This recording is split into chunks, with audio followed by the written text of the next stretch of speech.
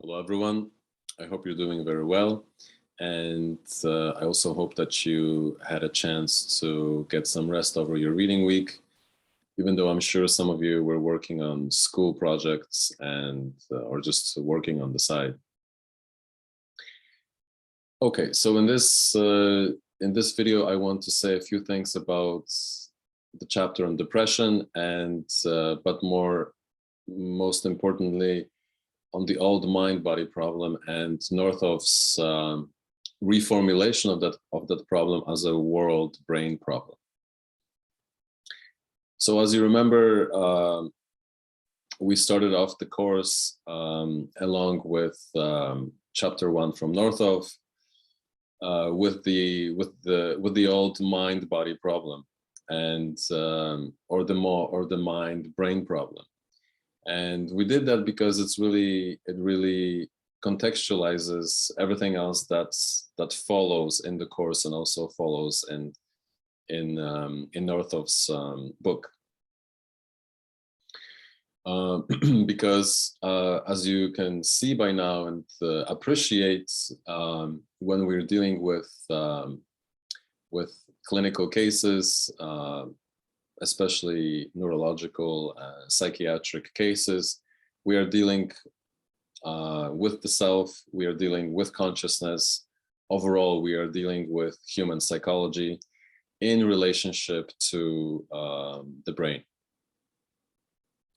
So, so in order to appreciate and in order to understand and also in order to predict what could happen in the future with patients and also how to help patients in the future, we need to, as specialists, we need to understand what is the relationship between the brain and what is the relationship between brain and mind, or more specifically, brain and consciousness and the self.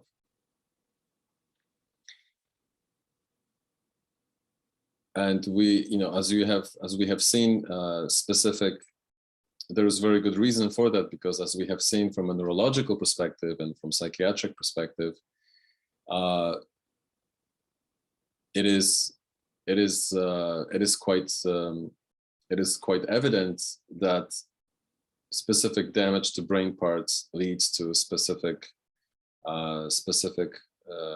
problems, psychological problems, specific problems to consciousness, specific problems or pathologies to the self. So, if there is damage to the hippocampus, that usually leads to specific type of amnesia. If there's damage to the occipital lobe, or to the occipital lobe, that leads to specific damage or impairments, visual impairments, that is. If there is specific damages to the prefrontal cortex, then that leads to specific cognitive impairments, such as impairments in decision making or impairments to personality traits. So there is substantive literature to support the claim that there is a very close relationship between the brain and the mind, or the brain and what happens to us psychologically, either positively or negatively. Northoff then takes us on a more on an investigation of the relationship of the resting states to the overall human psychology, and what that means, and what specific pathologies to resting state mean for the self and overall for consciousness. So basically, we have looked at specific damage to brain and what that means for pathologies of consciousness and self. And we have also looked at specific neuronal networks and mechanisms within the resting state and what that means for consciousness, self, and also how the self functions in a given environment. Which brings us to the case of depression. Because in the case of depression, and specifically in the case of Judy, as Northrop describes, Judy's, even though Judy is a fictional case, it is nevertheless representative of what happens to people in clinical cases on daily basis.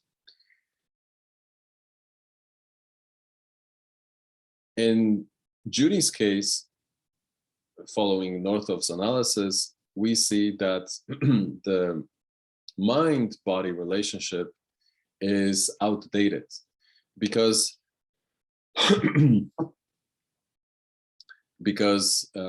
now we have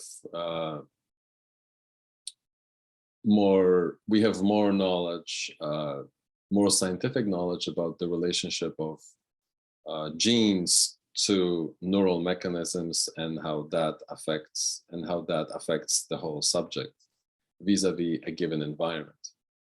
So in the case of Judy, or cases like Judy, we have specific genetic factors or mutations or polymorphisms that then give rise to, let's say, hyperactive amygdala, which then could explain why people like Judy react to stressful situations in life. So as you remember, Judy is promoted, and that is interpreted psychologically by Judy as overwhelming.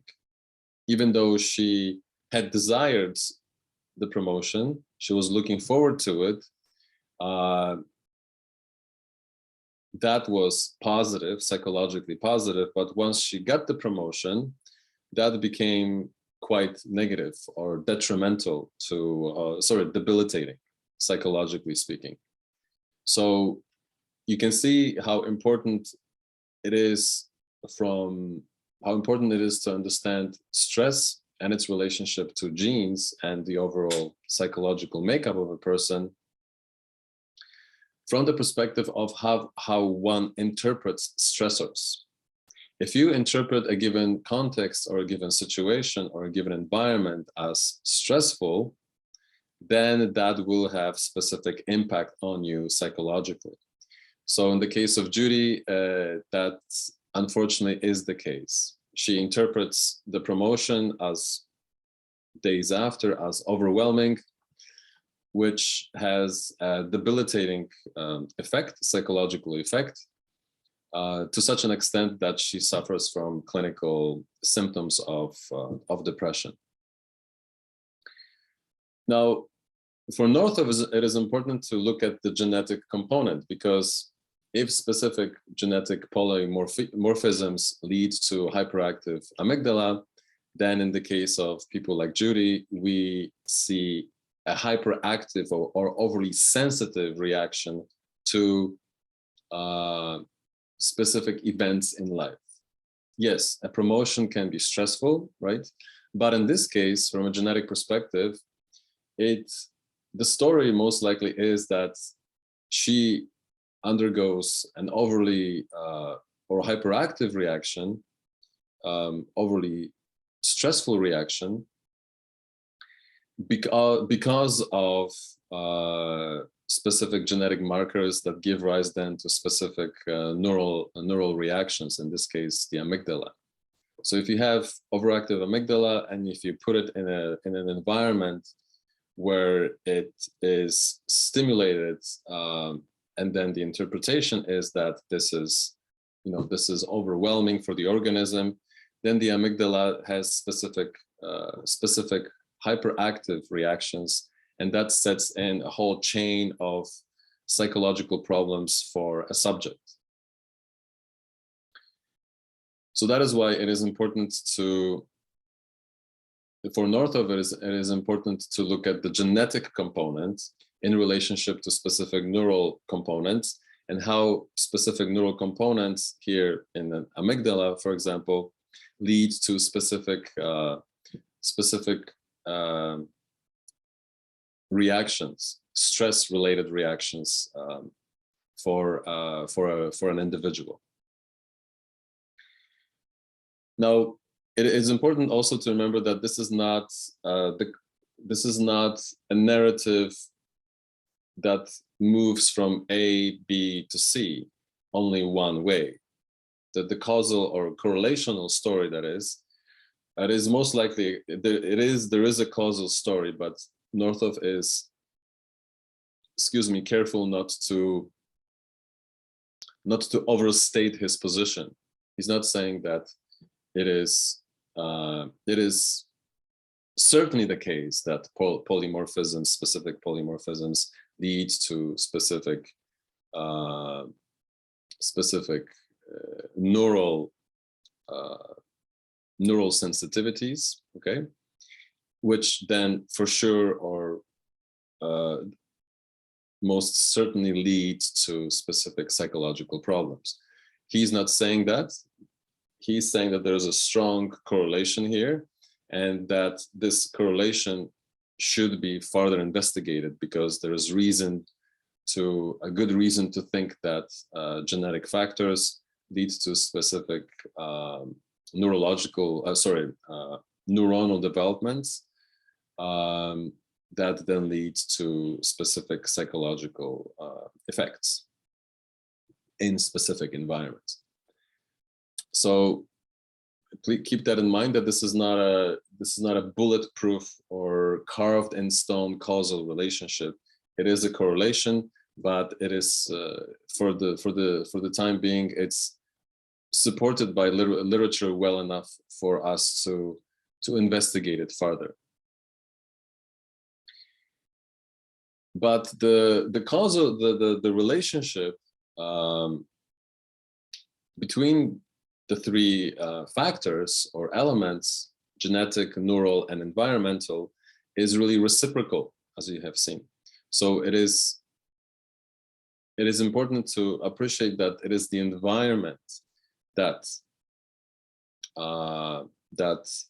affects the brain in a specific manner, or the subject who has specific neurological makeup, that then leads to specific genetic changes, okay, and vice versa. So you can see that the relationship between genes and the environment is dynamic. There's a feedback loop between the two elements, okay, or the two phenomena. So what happens to us as subjects is highly dependent on the environment that we exist in. And Judy's case is a very good example, because once she gets the job, she's overwhelmed by the level of stress, and she's overwhelmed by the level of stress because she's predisposed to hyperactive amygdala reaction to specific contexts or specific environments. And the hyperactive reaction of her amygdala is somehow related to genetic polymorphism. So you can see that the three elements really work together. And we can't, it would be a mistake for us to say that the causal narrative between the three factors is really one way. It's a one-way traffic between A, B, and C. That's not the case. There is a causal relationship between A, B, and C, but it is dynamic feedback relationship, not a straight line, okay? So the relationship is recursive. And when we think about depression in such a manner, it replaces the old mind-body problem, because here we see that the mind that is understood psychologically, purely psychologically, is deeply dependent on neural mechanisms, okay? But it's not only neural mechanisms that are very important here. The genetic component is also important, okay? So what philosophers used to mean by mind here really should be replaced by the genetic component, the neural component, and the genetic and the neural component in relationship to the environmental component together. So the mind here is under question. We question what it actually really refers to. What does it reduce to? Does it reduce to purely neuronal mechanisms? And in this case, we see that it's not purely neuronal mechanisms, because we have also the genetic component. The genetic predispositions are also important. So that's why Northoff says, Northoff talks about and describes the gene brain problem, okay, in order to understand psychiatric problems or conditions such as depression. Now, the mind component is still important, even though we know that what happens in the mind is intimately or intricately connected to what happens in the brain. Okay, we have seen that, and there's very good evidence that the two are intimately or intricately connected. But the way we understand ourselves from a subjective perspective, it makes sense to say that we have minds, and it also makes sense to say that we are psychological creatures, or psychological animals, that is, because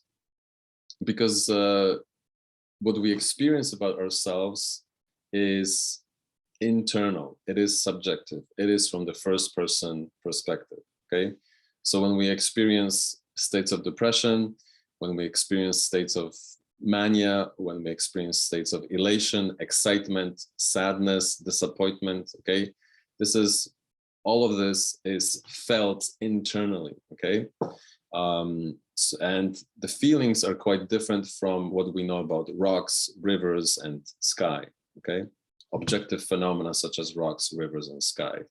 We can measure them, we can assess them, maybe we can weigh them.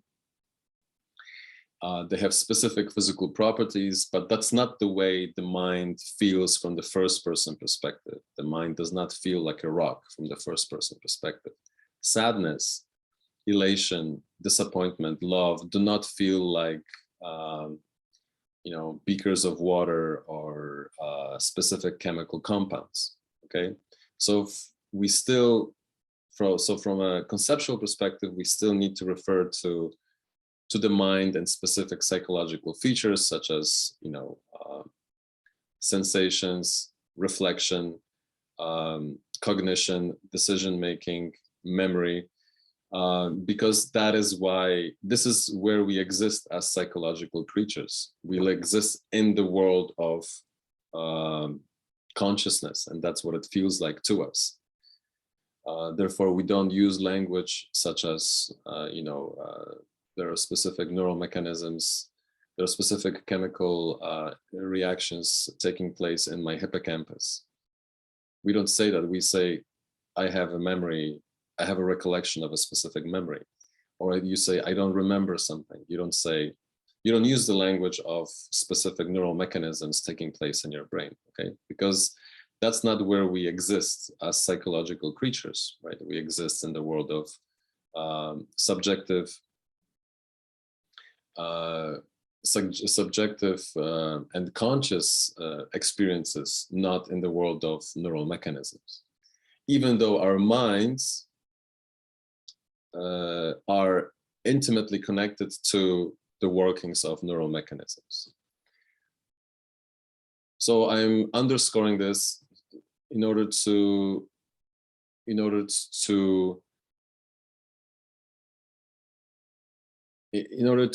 appreciate that we on daily basis, and the way we refer to ourselves and the way we refer to our interpersonal relationships to others and the minds of other people, that the mind, the concept of mind and the concept of consciousness and the concept of psychological features are still very important. They're explanatory, and it would be very difficult for us to do without them, even though we know that the mind is intimately or intricately connected to the workings of the brain, that there's something physical underneath, a physical engine that gives rise to specific psychological features that we enjoy and that we use on daily basis. Okay, now at the end of the chapter on depression, Northoff says that the old mind-body problem should be really replaced with the world-brain problem. And he uses the case of Judy to underscore this this claim, or the importance of this claim. And I think Northoff is right to do so, because, again, as we have stressed throughout the course, in order to understand human psychology, in order to understand human consciousness, and specifically the self, we need to understand where the self is. The self is intimately connected to its body and intimately connected to its environment. And in the case of Judy, we see that the stressful environment, the stressful work environment that she exists in, triggers a hyperactive reaction, neuronal hyperactive reaction in her. So it is the environment in relationship to neural mechanisms and in relationship to specific genetic factors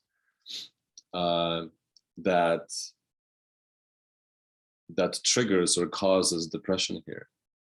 So it is.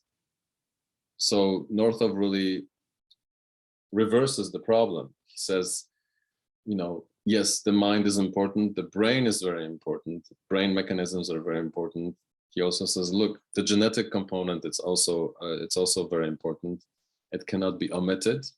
But the environmental component with the neuronal component in conjunction with the genetic component really tells a much better story, a much more accurate story about what is happening to Judy, what is happening to patients who suffer from clinical depression.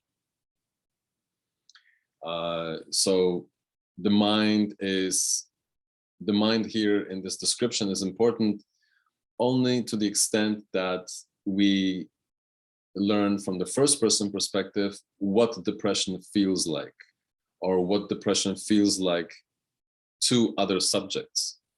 Why do they want to stay in bed on daily basis? Why do they want to have, they don't want to have anything to do with the external world, okay? What it feels like to be in a state of clinical depression. That is very important because again, we are deeply psychological creatures. And our experiences of ourselves are deeply psychological on daily basis. But in order to understand the background story, we need to look at the genetic component, and we also need to look at, metaphorically under the hood, in the engine, into the neuronal engine of human experiences. That is, what is really causing, what is really driving specific features of depression. And now we know that specific neural mechanisms can give rise to that, but it's not just neural mechanisms, it is the brain or neural mechanisms in specific environments that give rise to specific symptoms of depression.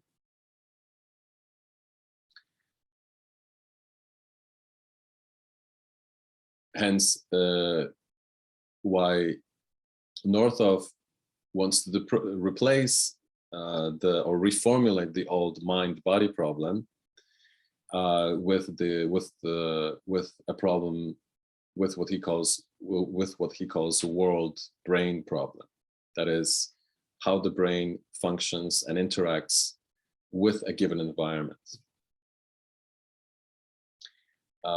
Because that to him is more accurate, because as we have seen, specific pathologies of the brain give rise to specific psychological pathologies or pathologies of the self.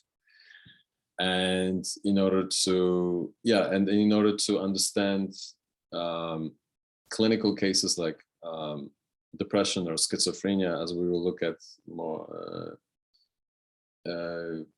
quite soon, or cases of depersonalization, it is very important for us to look at the genetic component, and it's also very important for us to look at the neuronal component. If we don't, then we only get the psychological, the psychological description of what it feels like for a subject to undergo symptoms of depression, or symptoms of schizophrenia, or symptoms of anosognosia or asomatognosia.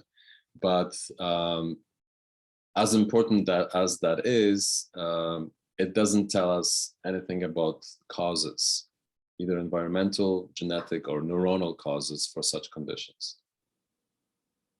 So that is why there's this emphasis on the environment, there's this emphasis on genetics and neuronal mechanisms or neuronal networks from Northoff in such cases as depression or other clinical cases.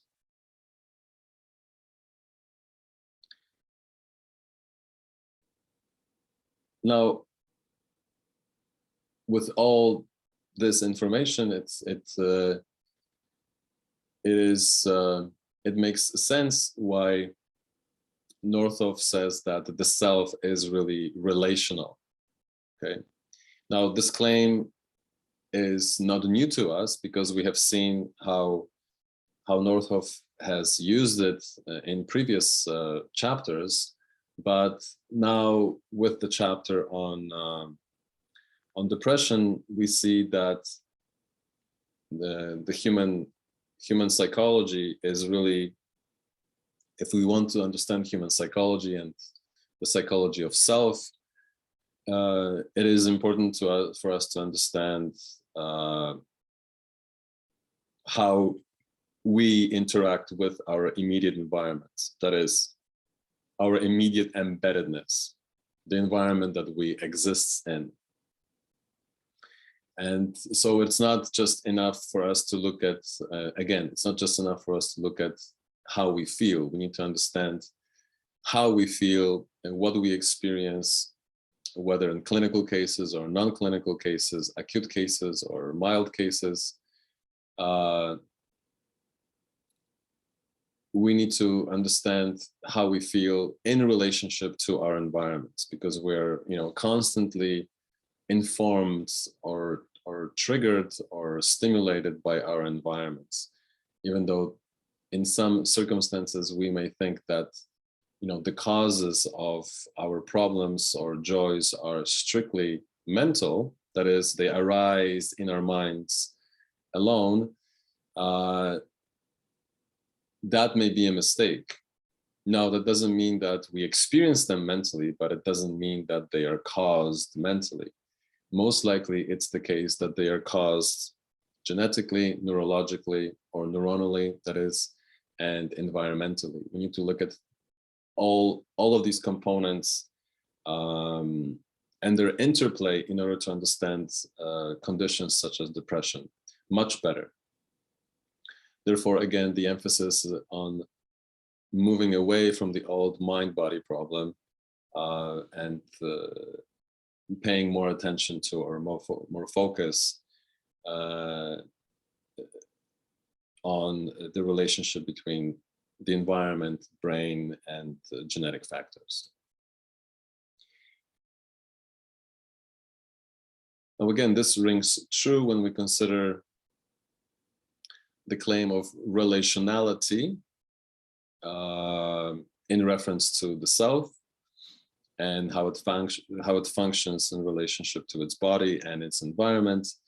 Because in the case of depression, there's this focus on the self, Okay, you could say that one's attention or Judy's attention is really turned inwardly and away from the environment. And this is abnormal, this is unnatural, because when you consider the makeup of human beings and our psychological makeup, we have been designed, you could say, by nature to exist in a given environment, to run, to roam in specific environments, to hunt, to look for food, to establish relationships with friends, with family members, with loved ones, with foes. So we have been designed by nature to have internal environments, interoception, if you remember, but we are also designed to engage in exteroception, to have a relationship with our immediate environments. Okay, and in the case of Judy, it has turned into in depression, it has turned into a lopsided relationship. The reciprocal balance is lopsided. That is, most of the attention is turned inwardly or turned towards the self. Okay, self-reflection, rumination, excessive rumination, and much less. We could even say maybe 10%, 15%, or 10% of one's attention is turned to the environment or exteroception. And so we have this overwhelming attention, self-focus, and really minimized environment focus. And that is abnormal. This is not the way human beings should function. And as we can see, in order to maintain a healthy lifestyle, there needs to be a balance between the two, more or less of an even balance. It depends on the context, right? But more or less of an even balance between self-focus and environment focus. Because once there is a lopsided relationship between the two, then human beings can slip into or suffer from depression, schizophrenia, and other psychological disorders.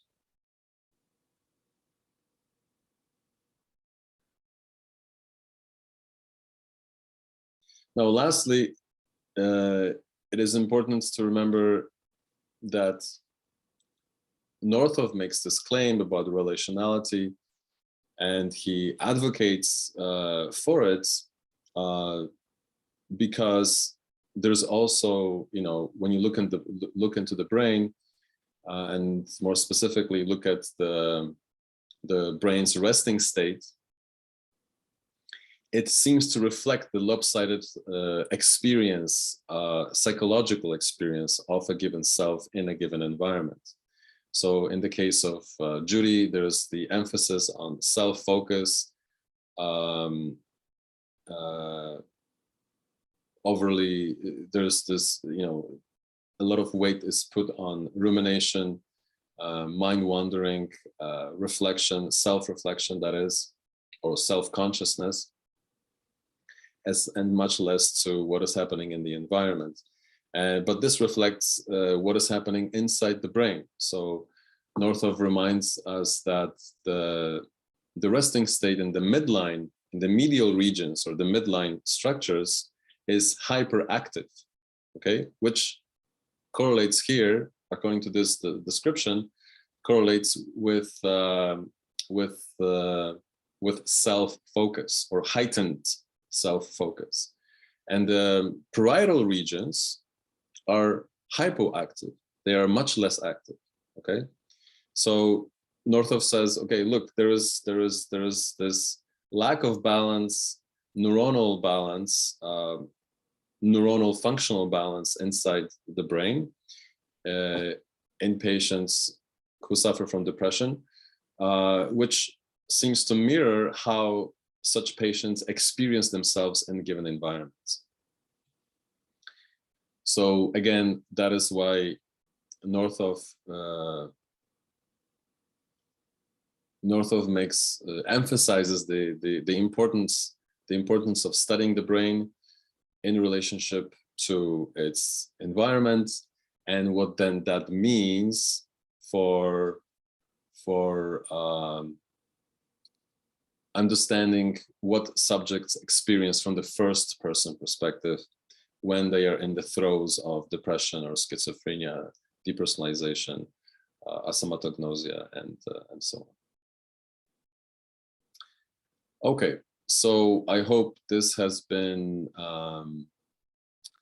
informative, and I hope it sheds more light on what Northoff argues for in the chapter on depression, and I hope that also strengthens your appreciation of the importance, the relationship between the genetic component with the neuronal component vis-a-vis the environmental component, in order to then to understand clinical cases from Northoff's perspective, or the arguments that Northoff has made throughout his book. And of course, for yourself as future practitioners, and also for you personally, because we all go through